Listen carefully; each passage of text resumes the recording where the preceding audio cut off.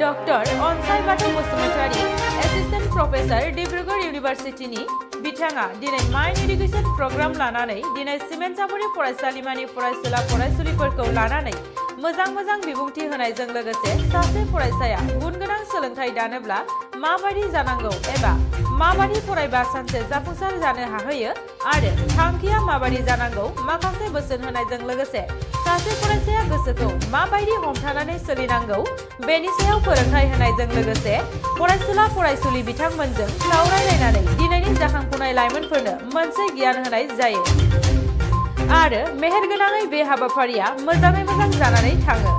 बे हाबाफारियाव बाहागो लादोंमोन सिमेन्टसापुरि फरायसालिमानि बर' आयदानि मानगोनां बिबुंगोरा सबेन बसुमतारी लोगोसे मानगोनां समाज सिबियारि वीरेन्द्र कुमार ब्रह्म। बे हाबाफारिखौ बानजायदों धेमाजि जिल्ला बर' हारिमु लाइमोन आफाद धेमाजि जिल्लानि बर' हारिमु लाइमोन आफादनि आफादगिरि मुस्रि महर बसुमतारी नेहाथारि भवेश दैमारी।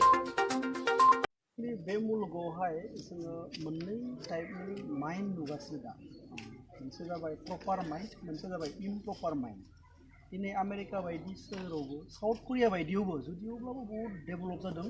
बिसोरनि गोबां इउथ्सफोरा एडिक्टेड जादों। बिसोरनि गोबां मानसिफोरा हाबा जानानै डिभर्स जादों।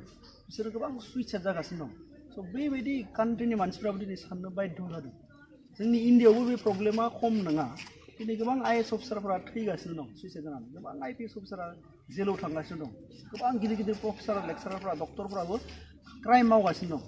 डक्टरा मोनथिगौ जौ लोंनो नाङा, खिन्थु डक्टरा मानो जौ लोंनो हाया बे बुस्थुखौ मोनथिया। जोङो माइन्ड एजुकेशननि गेजेरजों भारतावल' नङा आसामावल' नङा समग्र बिश्वआवनो दिनै माइन्ड एजुकेशन जोङो होगासिनो दं आरो बे प्रग्रामा भेरि रिसेन्टलि थांनाय 15 बोसोर आगोलनिफ्राय स्टार्ट जादों आरो आंबो जिहेतु इउनिभार्सिटिनि सासे फोरोंगिरि आरो बर' फिसाबाबो आं माइन्ड एजुकेशन स्पेसियलिस्ट हिसाबैबो बे मुलुगाव आं खामानि मावगासिनो दं आरो बे खामानिया गोदान जोंनि आसामावथ' बिराद गोदान थेवब्लाबो जों अलरेडि स्टार्ट खालामदों आरो आं गोबां जायगायाव थांनानै बेबायदि माइन्ड एजुकेशननि स' देट जोङो इमप्रपार माइन्डनिफ्राय जों प्रपार माइन्ड माबोरै खालामनो हागौ बेनि थाखाय जों सेस्था खालामगासिनो दं। मानो होनबा सासे मानसिनाव जुदि प्रपार माइन्ड गैयाब्ला बे ड्राइभारबाबो बे एक्सिडेन्टखौल'सो खालामगोन जौ लोंनानै।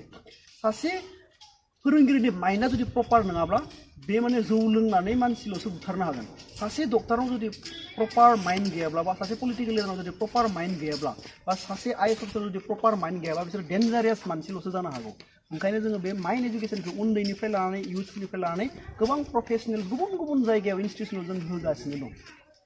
दा बेनि जों बे जेंनानिफ्राय थाब बारग'नो जोङो अलरेडि कलेज इउनिभारसिटिफोरावहाय कर्स आरम्भ खालामदों। गुबुन हादोरनि इउनिभारसिटिफोराव अलरेडि कर्स आरम्भ जाबाय।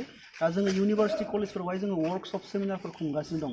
सम साननैनि सानथामनि हाबाफारि लायो आरो दा दिनै बड'लेण्ड ओनसोलावबो गोबां मानसिफोरनि माइन्डआ इमप्रपार जानानै थायाखै। थाखा फैदों, पलिटिकेल पावार फैदों, नंगौ बेफोरखौ जों लानांगोन। नाथाय इन्टारेस्टिं बुस्थुआ इउथ्सफोरनि हार्टआ मा जागासिनो दं, गोबां इउथ्सआ एडिक्टेड जागासिनो दं। स' बिथांमोननि थाखाय नोंथांमोना सानसेनि हाबाफारि, साननैनि हाबाफारि, सानथामनि हाबाफारि बा मास मोनसेनि बेबायदि नोंथांमोना लाजागोन। आं जिहेतु इन्टारनेशनेल माइन्ड एजुकेशन इन्स्टिट्यूटजों कानेक्टेड जाना दं, आं जितु मेम्बार, जों बेबायदि अर्गेनाइज प्रग्रामफोर खुंनायनि थाखाय जोङो माखासे एरेन्ज खालामनानै होनो हागोन। स्पेसियेलि रिसोर्स हिउमेन रिसोर्सनि खेथ्रआव आरो नोंथांमोना स्कुलानो ला, कलेजानो ला, जिखुनु कमिउनिटि हलफ्रानो ला, बेफोराव नोंथांमोना एनि टाइम प्रग्राम लानो हागोन आरो आं बर'यैबो माइन्ड एजुकेशन डेलिभार खालामो, आसामिसावबो खालामो, आं रेडिअ रेकर्डिंबो जागासिनो दं आरो इंलिसावबो होयो जोङो। स' बिभिन्न लेंगुवेजाव जों होयो आरो जोंनाव लेखाफोरबो दं। गतिके जों बिनि थाखाय जुदि प्रपारलि नोंथांमोना जुदि नायगिरोब्ला गंफ्रोम बर' स्कुलफोराव नोंथांमोना स्टार्ट खालामनो हागोन माइन्ड एजुकेशननि मोनसे कर्स बा माइन्ड एजुकेशननि लेक्चार।